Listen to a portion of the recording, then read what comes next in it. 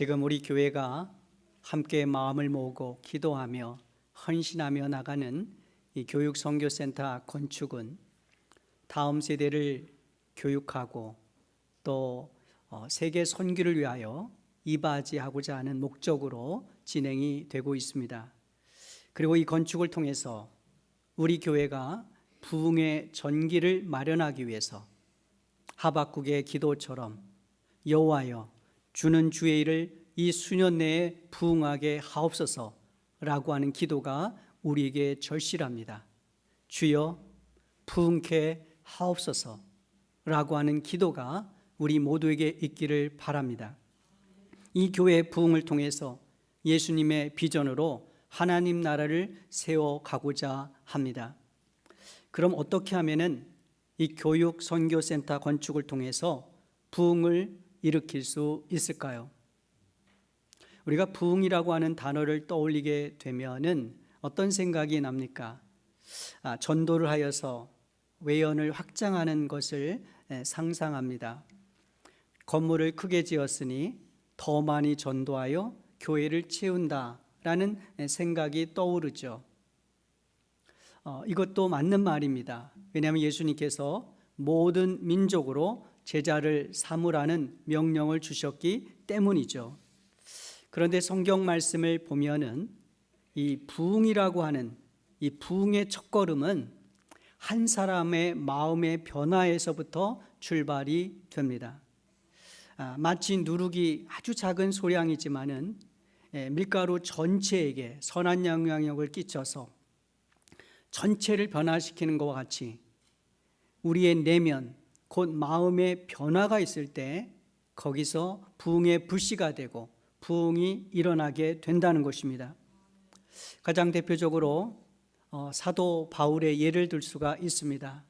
그는 예수님을 믿지 않았고 그래서 십자가에 죽은 예수를 핍박하며 그의 추종자들을 잡아서 죽이는 데 혈안이 됐던 자였습니다. 그렇지만 하나님은 그 사울을 변화시켜서 바울로 변화시키게 하셨습니다. 그래서 십자가에서 죽으신 예수님을 영접하고 그리고 부활하신 그 예수님을 온전히 받아들임을 통해서 이 바울이 변화되어서 그를 통해서 소아시아와 유럽에까지 주의 복음이 전파되며 세계 선교의 지평이 넓어진 것을 보게 됩니다. 18세기에 하나님께서 요한 웨슬리를 그 한 사람을 변화시켜서 영국의 부흥운동이 일어나게 하셨습니다. 19세기에 시카고의 구두 수성공이었던 무디를 하나님이 변화시키셔서 그를 통하여 미국의 부흥을 일으키게 하셨습니다.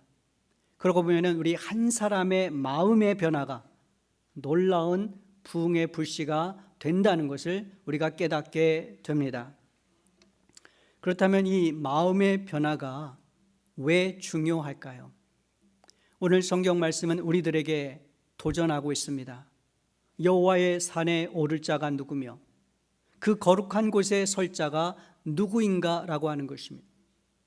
여호와의 산, 곧 예루살렘 시온 산에 설 자가 누구며 그 거룩한 곳, 하나님의 임재가 있는 하나님이 거하시는 그 성전에 설 자가 누구인가?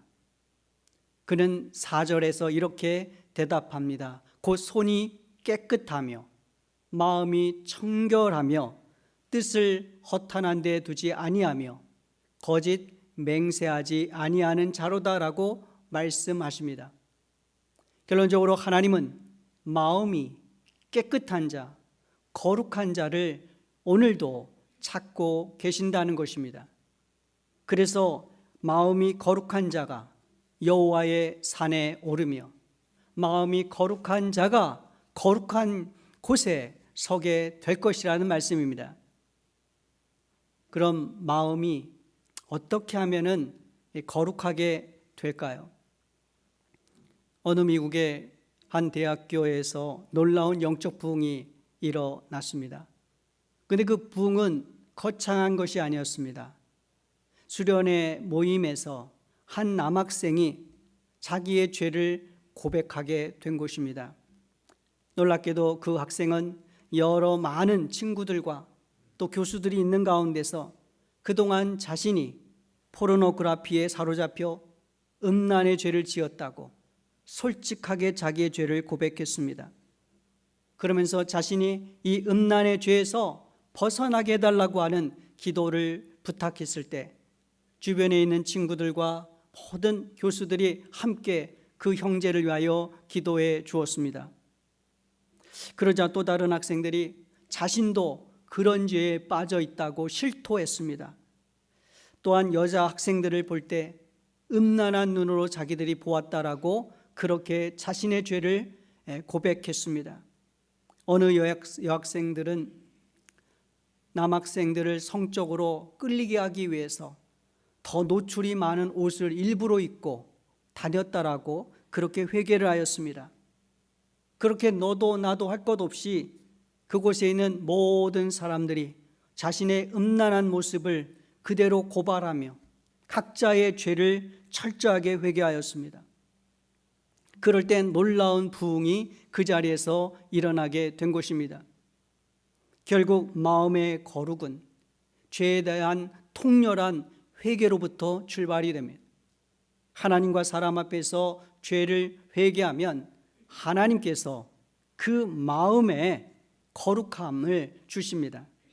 그 한 사람의 마음이 거룩하게 되면 부흥의 불씨가 되고, 한 교회가 거룩하게 되면 나라를 변화시킬 수가 있는 것이죠. 한국교회 이 새벽 기도회와 또 통성 기도의 그 원조가 되는 것은 평양 대부흥 운동 때였습니다.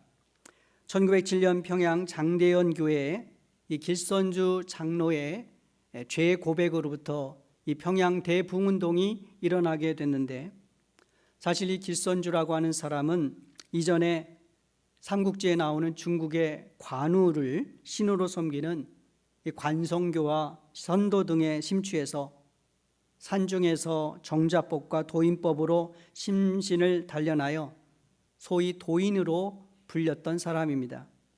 하지만 그는 뒤에 이 사무엘 마펫이라고 하는 선교사의 전도를 받고 기독교를 믿게 됩니다. 기도를 하는 가운데 자신을 부르는 하늘의 소리를 듣게 되고 대성통곡하면서 회개를 하게 됩니다. 그리고 세례를 받고 기독교인이 되었습니다. 그러던 가운데 1907년 1월 13일 주일 밤에 연합 부흥회가 열렸는데 그 마지막 날이었습니다. 이 그레암 리라고 하는 한국 이름으로 이길함이라고 하는 목사는 당시의 집회 분위기에 대해서 집회는 전혀 영적인 생기가 없었으며 하나님의 성령이 회중 가운데서 떠나버린 것 같은 느낌을 받았고 사람들은 매우 답답했다고 그 당시를 회고했습니다. 그래서 이길함 목사는 무엇 때문에 집회가 이렇게 하나님의 은혜로부터 멀어졌는가를 회중들에게 물었습니다. 바로 그때 회중들 가운데서 이 길선준 장로가 벌떡 일어나 눈물로 자신의 죄를 고백했습니다. 하나님께서 우리 집회에 은혜를 내리시지 않는 이유는 바로 나 때문입니다. 나는 바로 아간과 같은 자입니다. 약 1년 전 내 친구 중 한 사람이 임종하며 내게 부탁했습니다. 길장로, 내가 세상을 뜨려고 하니 내 유산을 돌보아 주시오. 내 아내가 세상을 너무 모르니 당신만을 믿겠소. 나는 염려 말라고 약조했습니다. 그러나 그 친구가 세상을 떠난 뒤 미망인의 재산을 관리해 주면서 미와 백불 상당을 사치하였습니다. 길선주 장로는 기도의 도중 이렇게 자기 죄악을 큰 소리로 고백했습니다. 그의 눈에는 회개의 눈물이 흘러내렸습니다. 자기를 신뢰한 친구와 미망인을 속인 죄를 자백하면서 날이 밝는 대로 사치한 돈을 미망인에게 돌려주겠노라고 쉬지 않고 죄를 고백했고 자백했습니다. 그러자 그의 고백을 들은 사람들이 너도 나도 할 것 없이 회개하기 시작했습니다. 애끓는 회개가 예배당을 휩쓸었고 저녁에 시작한 합심 기도가 이튿날 새벽 2시까지 이어졌습니다. 막혔던 하늘이 열리고 성령의 폭발적인 역사가 일어나게 되었습니다. 바로 이것이 평양 대붕운동의 시초가 된 것입니다. 바로 한 사람의 죄에 대한 회개가 평양 대붕운동을 일으킨 것입니다. 그러므로 부흥은 죄에 대한 회개가 없으면 결코 일어날 수가 없습니다. 자기 마음에 죄의 오물이 덕지덕지 끼어 있으면 영적 부흥이 일어날 수가 없는 것입니다. 죄가 하나님의 영인 성령의 역사를 방해하며 아무리 멋진 예배를 드리고 아무리 화려한 기도를 드린다고 하더라도 죄에 대한 통렬한 회개가 없으면 부흥은 일어나지 않습니다. 이런 영적 상태를 보여주는 사람이 있으니 곧 사울 왕이었습니다. 그는 비난한 자고 별볼일 없는 가장 약한 지파 베냐민 지파에서 전적인 하나님의 선택하심으로 이스라엘 통일왕국의 왕이 되었습니다. 왕이 되었으니 얼마나 하나님을 잘 섬겨야겠습니까마는 그가 왕위에 오른 지 얼마 되지 않아 블레셋이 쳐들어왔습니다. 이 블레셋 적군들이 해변에 모래같이 많았기 때문에 사울 왕은 두려웠습니다. 게다가 나라를 지도하는 영적 지도자 사무엘이 오지 않는 겁니다. 그가 와야 빨리 하나님께 제사를 드리고 전쟁을 하는지 마는지 하는데 깜깜무소식입니다. 사울 왕이 어떤 조치도 취하지 않고 그러는 가운데 블레셋 군대가 점점 가까이 오자 이 사울 왕은 군대의 동요를 보았습니다. 군대가 해변 모래같이 많은 적군들을 보고 의욕이 상실해서 하나 둘씩 도망치기 시작하는 겁니다. 탈영병들이 나오기 시작하는 거예요. 그러자 사울 왕은 안 되겠다 싶어서 자신이 주도하여 사무엘 없이 제사를 드려버리고 맙니다. 하나님께 이럴 때 어떻게 해야 되는지 묻지도 않고 기도도 하지 않았습니다. 다만 이 다급한 상황을 모면하고 사람들에게 어떻게든 안정감을 주기 위해서 종교적 쇼를 한 것입니다. 사람들은 그렇게 속았습니다. 하지만 하나님은 결코 속지 않으셨습니다. 뒤늦게 사무엘이 오자 사울 왕은 이렇게 둘러대었습니다. 당신은 늦게 오고 적군은 코앞에 있기에 부득이하게 번제를 드렸습니다라고 변명을 댔습니다. 그는 겉으로는 하나님을 섬기는 자처럼 보였지만은 그는 하나님보다 사람의 눈을 더 의식한 위선적인 신앙의 사람이었습니다. 자신의 죄를 고백하고 회개하기보다는 변명과 합리화로 일관했던 거짓말장이었습니다. 이때뿐만이 아니었습니다. 하나님께서 이전에 출애굽할 때 그 출애굽 고단한 행렬 가운데 가장 뒤에 뒤처지는 게 누굽니까? 여자들, 노인들, 어린아이들. 그런데 이 맨 뒤에 낙오된 자들을 이 아말렉 군대가 쳐들어와 가지고 그 가장 약한 자들을 쳤던 그 아말렉. 그래서 하나님이 사울에게 이 아말렉을 치라고 진멸하라고 말씀하셨습니다. 그런데 사울 왕은 이 하나님의 명령에도 불구하고 살찐 소와 양과 기름진 좋은 것들을 뒤로 빼돌렸습니다. 그리고는 하나님의 명령에 순종했습니다 라고 거짓말을 했습니다. 그러자 하나님께서 사무엘에게 말씀하셨습니다. 다 같이 사무엘상 15장 11절 말씀을 함께 읽어보겠습니다. 내가 사울을 왕으로 세운 것을 구애하노니 그가 돌이켜서 나를 따르지 아니하며 내 명령을 행하지 아니하였음이니라 하신지라. 사무엘이 근심하여 온 몸을 여호와께 부르짖으니라. 그렇게 손이 깨끗하지 못하고 마음이 청결하지 못한 사울 왕은 하나님께 버림을 받고 결국 전쟁터에서 비참하게 전사하고 말았습니다. 하나님은 거룩한 것이 겉으로 드러난 것으로 포장된 거룩을 보시고 속지 않으시는 분이십니다. 그래서 바리새인들과 서기관들의 종교적인 위선을 책망하셨습니다. 하나님은 진정한 회개를 통해서 내면의 거룩을 기뻐하십니다. 대신 하나님은 한 번도 능력이 없는 사람들, 약한 사람들을 무시하거나 또 간과하지 않으셨습니다. 하나님은 가난한 과부의 남편이 되어주시고 불쌍한 고아의 아버지가 되기를 자청하셨고 연약한 자들의 이익을 대변하시는 하나님이셨습니다. 물론 하나님의 집에는 금그릇도 있고 은그릇도 있고 심지어 질그릇과 녹그릇이 있습니다. 어떤 사람에게는 1달란트 주시기도 하고 어떤 사람에게는 큰 책임이 뒤따르는 5달란트를 주시기도 합니다. 그건 하나님의 주권입니다. 그렇다고 해서 하나님이 능력이 없다고 해서 가난하다고 해서 아무런 영향력을 끼치지 못한다고 해서 하나님은 그를 나무라거나 무시하지 않으셨습니다. 오히려 하나님은 지극히 작은 자에게 한 것이 곧 내게 한 것이라고 말씀하셨습니다. 그런데 하나님이 미워하시는 게 있습니다. 잠언 11장 1절 말씀에 속이는 저울은 여호와께서 미워하시나 공평한 추는 그가 기뻐하시니라고 말씀하셨습니다. 속이는 저울이 뭡니까? 다른 사람을 속여서 자기의 뱃속을 챙기고 이익을 속여서 취하는 거짓말쟁이. 하나님은 그런 자를 미워하신다고 그랬어요. 싫어하신다고 그랬어요. 또 하나님이 미워하시고 싫어하시는 예언 7가지가 있습니다. 우리 잠언 6장 16절에서 19절 말씀을 읽어보겠습니다.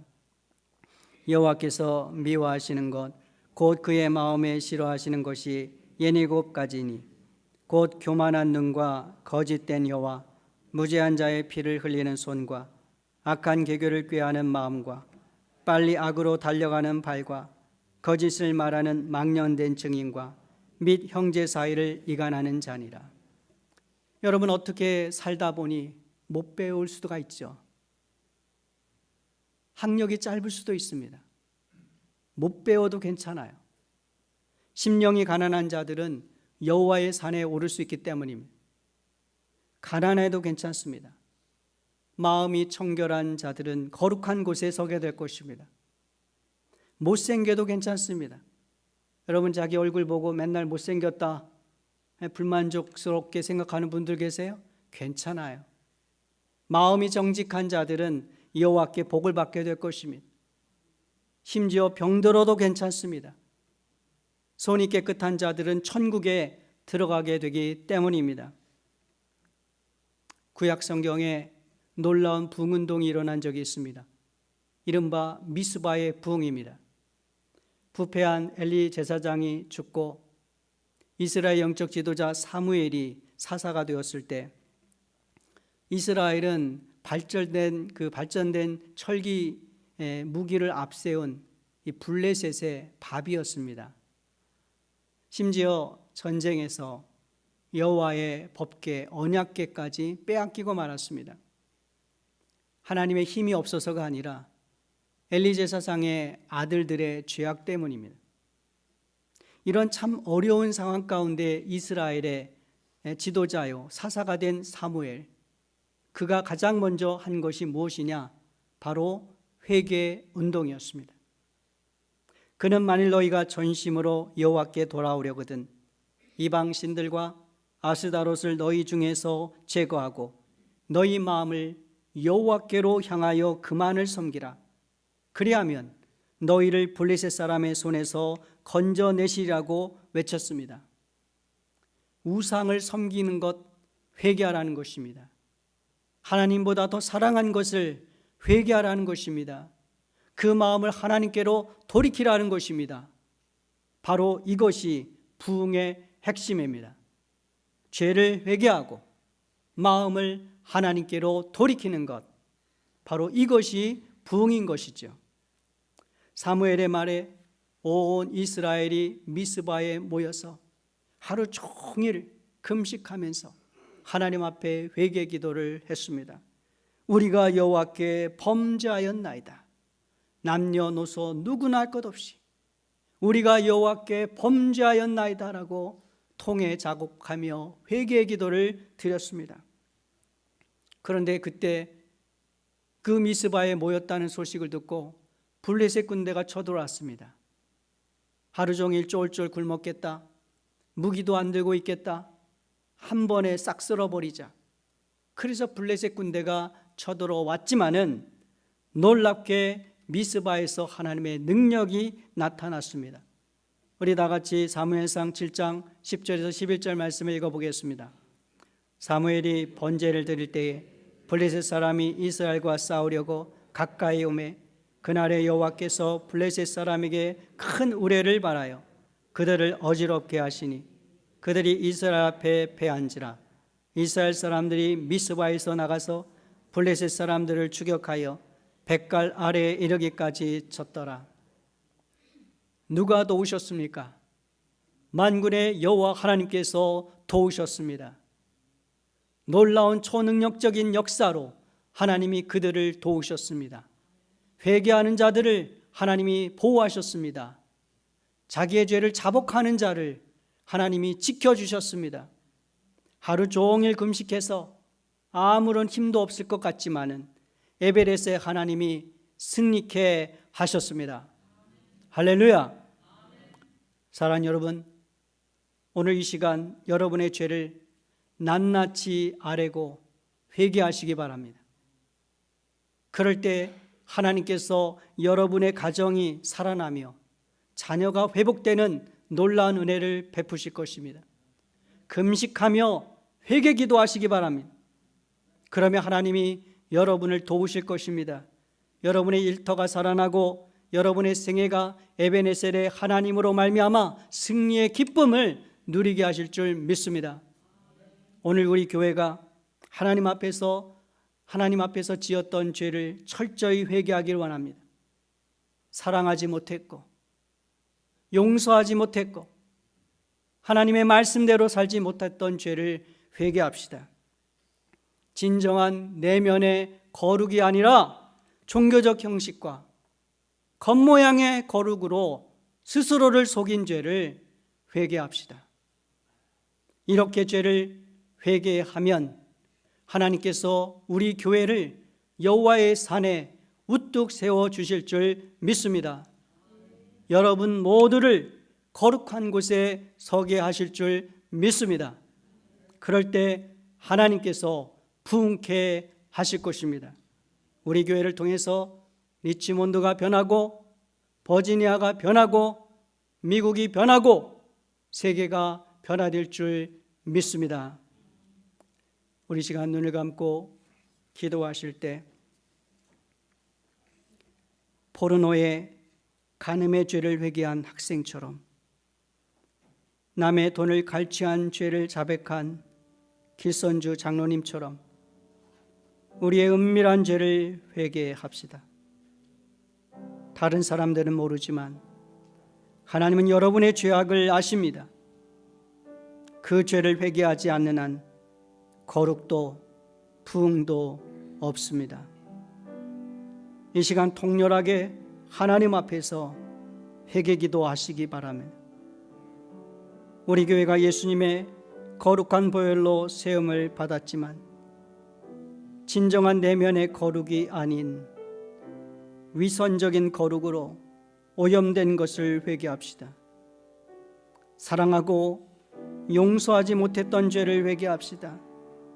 말씀대로 살지 못했고 하나님 나라를 세우는 사명을 게을리한 것을 회개합시다. 그럴 때 이 시간 하나님의 거룩함이 임하게 하시옵소서. 성령의 불이 임하게 하시옵소서. 영적인 부흥이 일어나게 하시옵소서라고 함께 동성으로 같이 기도하겠습니다. 오 하나님 아버지, 예수 그리스도의 거룩한 보혈의 피로 우리를 속량하여 주시고 하나님의 자녀 삼아 주시며 거룩한 백성으로 주의 거룩한 산에 서게 하여 주셨는데도 불구하고 우리 안에, 우리 내면에, 우리의 마음에 아직도 은밀한 죄가 있습니다. 아무도 보지 않는 곳에서 정말 하나님은 보고 계시지만 자기 스스로를 속이고 짓는 죄악들이 너무나 많이 있습니다. 음란의 죄가 있습니다. 간음의 죄가 있습니다. 거짓의 죄가 있습니다. 육신의 정욕을 따르는 죄가 있습니다. 분노하는 죄가 있습니다. 미워하는 죄가 있습니다. 용서하지 못하는 죄가 있습니다. 사랑하지 않은 죄가 있습니다. 하나님이 주신 사명을 게을러하며 나태하며 자기의 쾌락을 쫓아가는 죄악이 있습니다. 하나님 이런 죄악을 용서하여 주시옵소서. 이 시간 우리가 내가 알고 있는 은밀한 죄악을 주님 앞에 회개하오니 주여 우리의 죄악을 불쌍히 여기시고 정말로 예수 그리스도의 보혈의 피로 씻어 주시옵소서. 정결케 하여 주시옵소서. 거룩하게 하여 주시옵소서. 성령의 불로 태워 주시옵소서. 하나님 우리 교회가 하나님 앞에서 지었던 죄를 용서하여 주시옵소서. 사랑하지 못했습니다. 용서하지 못했습니다. 화목하지 못했습니다. 품지 못했습니다. 낮아지지 못했습니다. 겸손하지 못했습니다. 사명을 게을리했습니다. 직분에 걸맞는 헌신을 하지 못했습니다. 하나님이 거울 정말로 허울뿐인 이 거짓된 신앙, 정말 위선적인 신앙을 회개합니다. 주여 용서하여 주시옵시고 우리 중앙장로교회 정말 이 죄 고백을 통해서 놀라운 부흥이 일어나게 하여 주시옵소서. 우리 한 사람 한 사람의 성도들의 마음속에 부흥의 불꽃이 임하게 하여 주시옵소서. 성령의 불이 임하게 하여 주시옵소서. 주여 저들을 새롭게 하여 주시고 이 자리가 평양 대부흥의 운동이 일어나는 부흥의 시발점이 되게 하여 주시옵소서. 하나님 이 시대를 새롭게 하여 주시고 구원해야 될 사명이 너무나 필요한데 하나님 우리 교회를 사용하여 주시옵소서. 부흥되게 하여 주시옵소서. 정말 놀라운 하나님의 거룩함이 드러나는 부흥이 일어나게 하여 주시옵소서. 그래서 우리 교회를 통해서 리치몬드가 변화되고 버지니아가 변화되고 미국이 변화되고 세계가 변화될 수 있도록 하나님이 역사하여 주시옵소서.